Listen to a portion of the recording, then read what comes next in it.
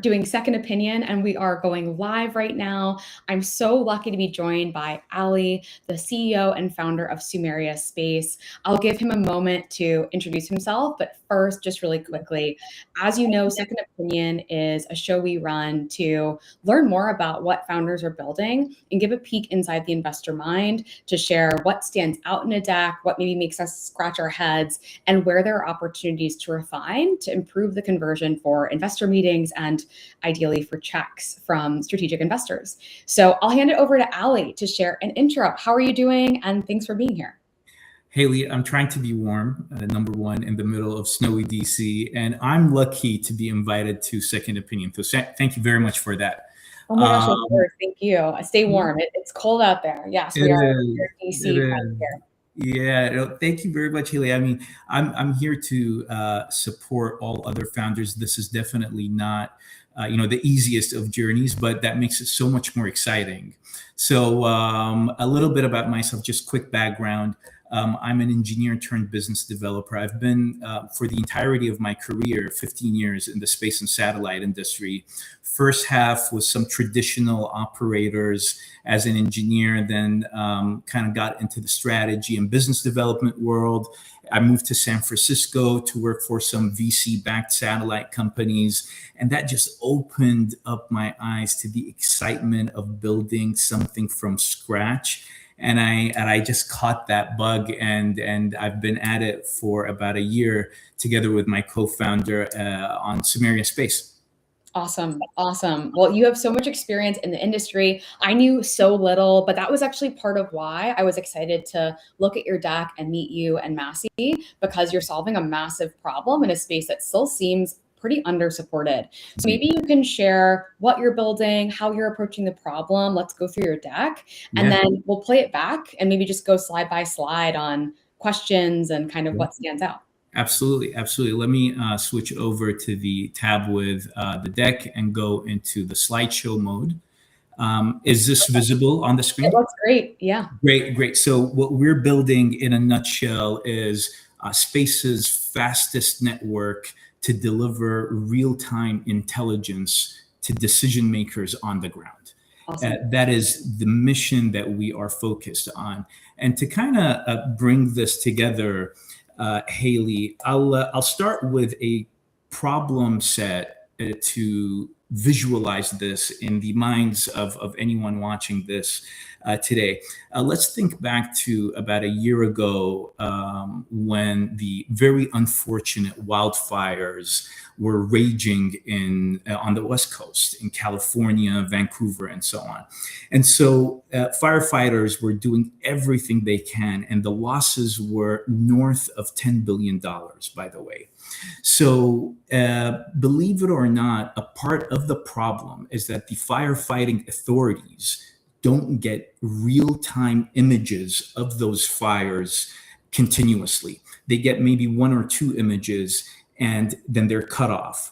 And so the average round trip time to get data is 40 minutes after the event.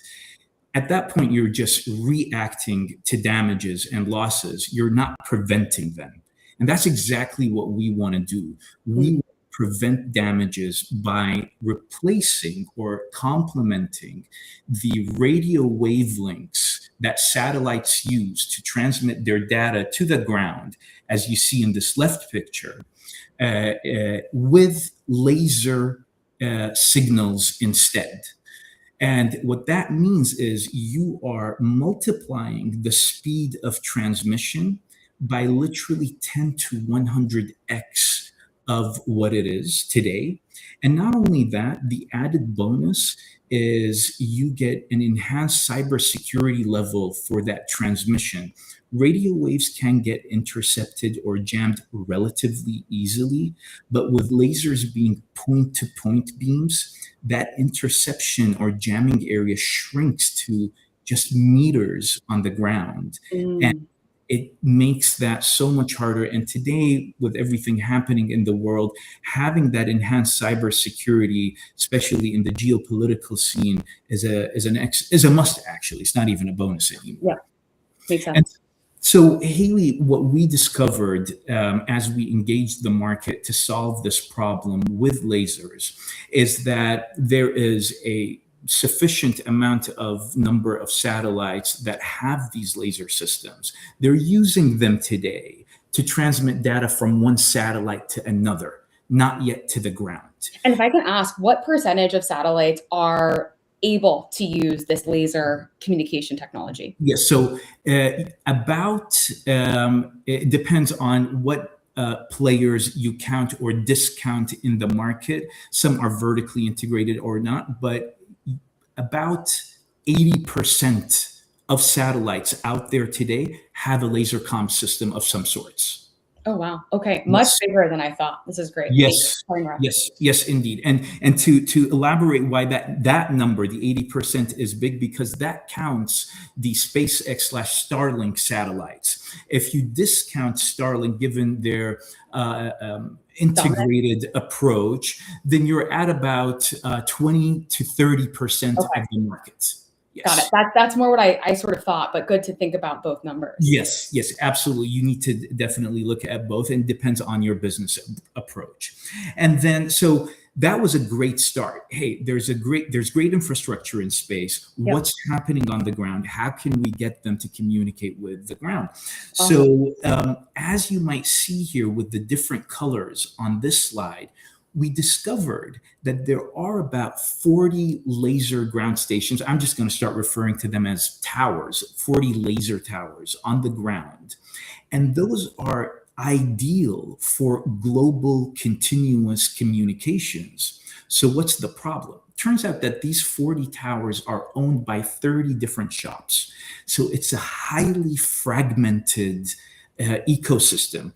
And satellites, just by the virtue of orbital dynamics and our mission of providing real-time data, they need to see a laser tower all the time. Yep. And so if they went to just one of those shops, that means they're going to be dealing with one, maybe two towers at best. They're going to have to wait 4 hours until they see that tower again. And they're not going to go close deals with 30 different shops. Absolutely. And maybe we continue on through the rest of the deck, just so we can get back to some of the questions, if that's okay. Absolutely. And that does bring us to the next point, actually. So what we decided to do is fix the fragmentation and bring this broken ecosystem into one powerful network with the power of an AI software platform that acts as the middle layer between space and Earth. From a business point of view, if you will, or operational point of view, it's a lot like the Uber platform that brings or unifies all different cars into one platform and brings the riders to it. But from a technical point of view, it's a little like a Mint or a Boost Mobile that rides on top of the AT&T and T-Mobile towers and provides a value-added service. Great. And so AI is absolutely critical for what we're doing because of our mission of reducing latency, and AI optimizes that network topology to deliver the fastest signals possible. It's a huge market. I'll stop at one number here, Haley. The first number on the left, 600 billion is what the space economy generated by the end of 2024, according to the Space Foundation. And the portion of that for comms, communications, is 420 billion. So we're in a very huge market here. The way we're going at this is, again, from a business point of view, a lot like Uber. Basically, we charge our customers for every minute they use our network, and we split those revenues with our network partners who own the hardware.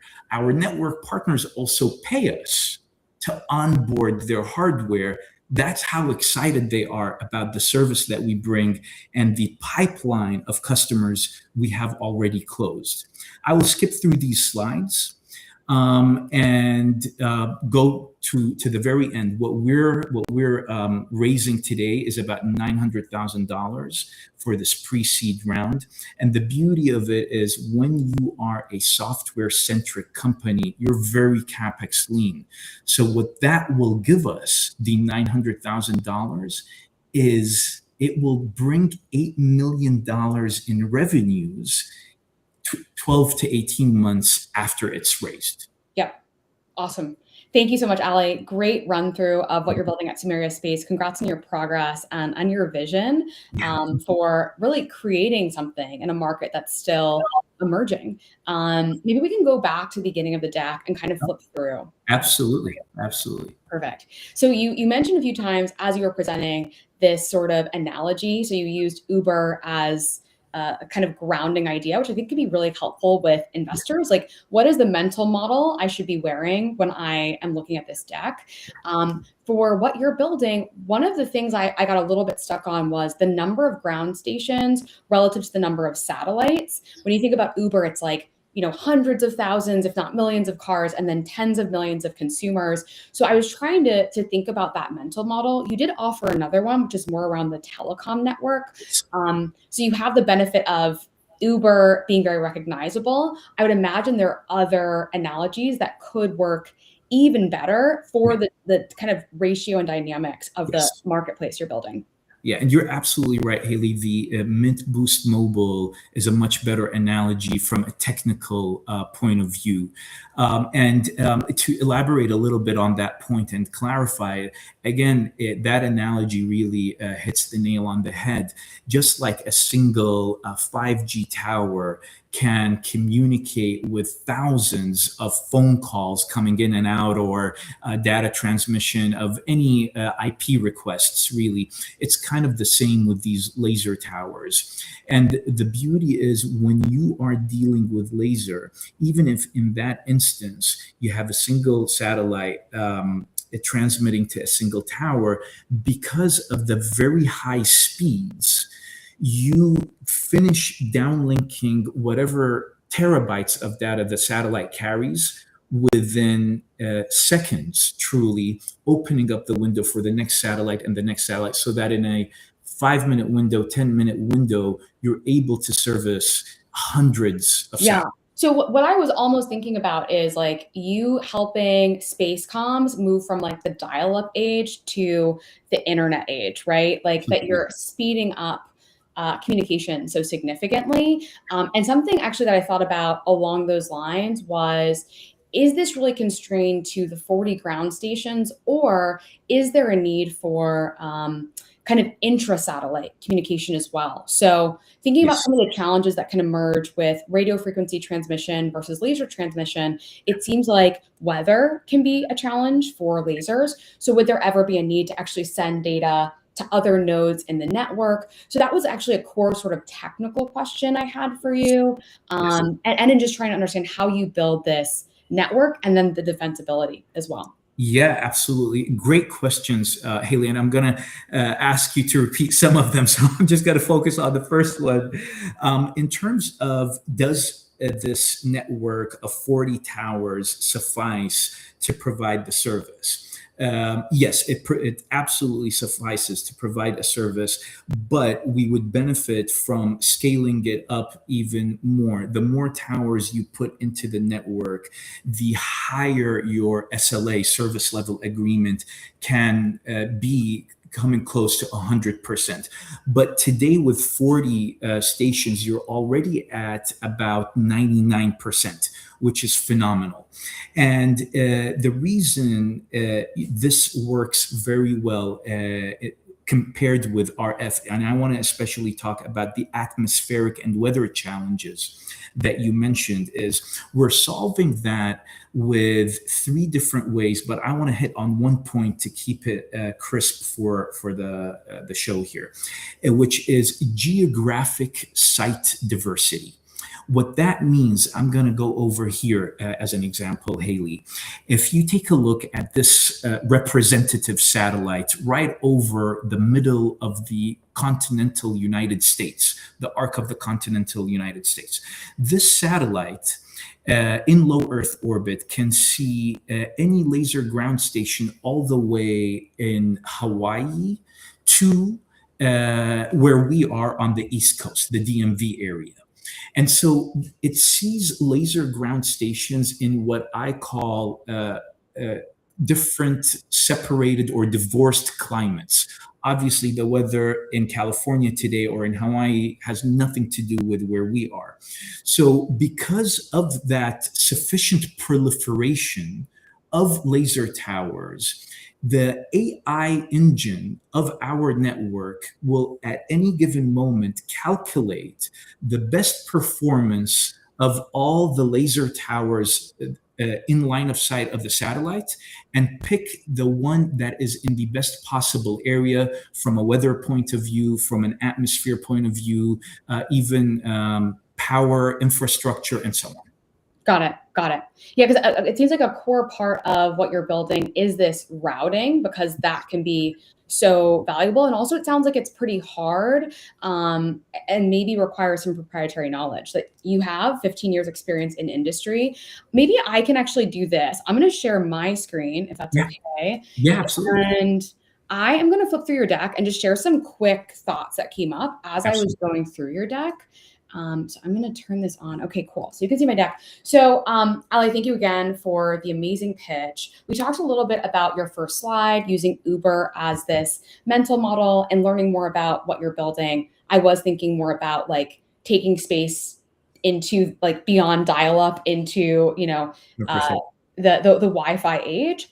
In terms of the deck, to kind of run through it. So when we think about deck, we're looking for 5 key things, right? Like your team, problem, solution, market, and then your traction. You cover all of those things. One of the things I'm curious about is kind of what are the like 2 or 3 most compelling things that need to be highlighted early to get people to a meeting.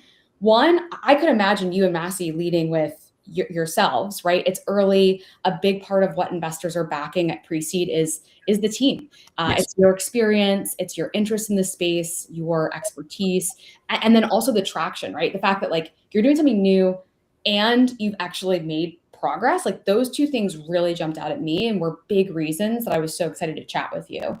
In terms of this slide, there is some information that I think might get lost a little bit. Like spatial bottleneck.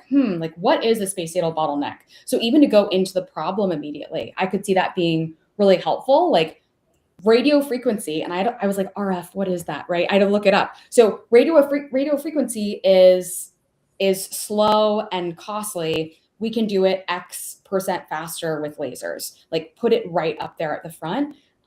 Could be helpful. Because investors only spend like 30 to 60 seconds per deck, often deciding whether or not to take a call. So I know you dig into that a little bit more here. In terms of the love the Netflix on dial-up. Like you kind of pull that up here. I guess try and understand maybe the evolution of radio frequency. Like it's evolved over decades, right? Laser's still pretty new. I do wonder if there is a need, given that maybe if you're pitching generalist investors like myself, we may not have as much familiarity with the space, like of just some historical grounding. You know, how long have laser communications been around? Like what percentage is privately owned versus publicly owned? Why is the market worth so much? Why is money being wasted? There was some of that sort of education that I was really curious about that could help you get people interested and kind of hooked in. Thank you. Overall, and stepping back, I do like how you've laid out your deck in terms of generally it not being overly focused on, you know, too many words, too many details. I would try where possible to show versus tell. So the faster speeds, you're sharing a lot of data here. If you said at the top, like laser unlocks 100x faster speeds, that alone is enough. Right? Yeah. And then another thing you've mentioned is how much cheaper Can you remind me, like, how much cheaper is laser versus radio frequency? Yeah, depending on the exact speed of laser, if it's a 10 gigabits per second, the lowest possible speed, it will make your effective cost almost half a dollar versus a full dollar with RF radio frequency. Yeah. So it's 50% cheaper, and it goes all the way up to Like 90%, right? 85, 90% cheaper if you're at the highest speeds. Yep. And I think, like, to say in the headline of this slide, laser comms are 100x faster and 50 to 80% Wow. cheaper. Yeah. It's like, oh my gosh, this is mind blowing. Like, Yes. why doesn't this already exist, right? I love it. Thank you, Haley. And that's where I could also imagine you talking about the distribution problem, or kind of bringing in, maybe you expand on the challenge. You say it so eloquently, but it doesn't jump off the page, like the 40 terminals of 30 shops. Part of it does seem like there's maybe a distribution advantage that you and Massey have that others don't have. Like, you have access to these operators. They'll actually take a meeting with you. They're actually actively engaged with you. So I wonder if there's a way to illustrate that almost right after this slide. Like, this could be a great place to put your traction slide. Yeah. That. Yeah, absolutely. Ordering the slides is always something that keeps me thinking, and I really appreciate that hint. That does make a lot of sense.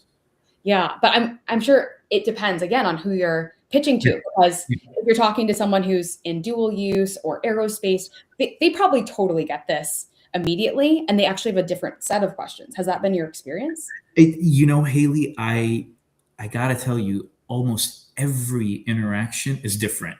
Not entirely, obviously, but yes, there is quite a spectrum, and there's dual use and defense users who go straight into the defense applications and want to understand which application specifically it helps, and they skip over the whole laser part. They know this very well and just want to understand how you're implementing it and how you can scale it to help defense and what programs you're getting into, versus others who are more focused on your classical SF.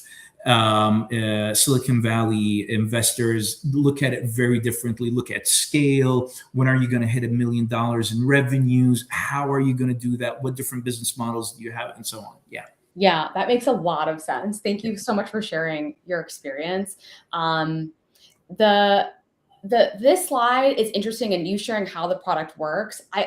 It still feels sort of, it's a highly technical product that you're building. You're doing something very hard. You're trying to make it simple. I wish it was a little bit more concrete. Like, what is the number one pain point that you're solving for your customers in the different AI modules and how they work? I also know we're close on time, and I want to be respectful of yours since you gave us time so last minute. On the market, one of the biggest questions that I had in looking at the deck was just, why now? So in looking at where NASA is in laser comm experimentation, it seems like there's been work over the last few years to really expand proof of concepts, and there's big demand for this.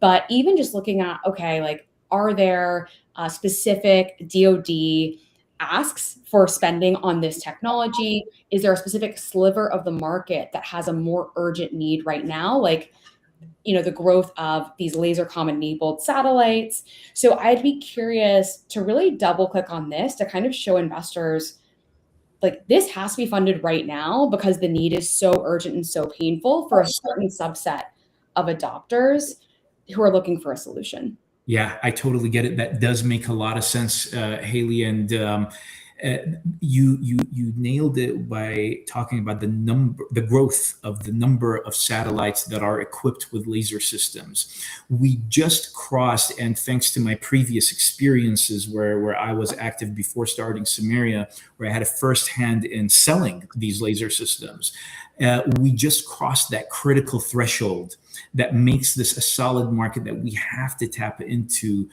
right now. And as a consequence of that, also the cost of producing these systems to continue proliferating both the space and ground ecosystems has gone dramatically down, allowing a software player like us to ride that wave. Yep. Yeah. That makes a lot of sense. But I think those are like the big things. And I owe you a follow-up email with specific questions to continue our conversation. Yes. It's such an interesting space you're building in. You're bringing so much expertise and great momentum. So thank you for taking the time to share with us, Ali. I'm really grateful and excited to chat more.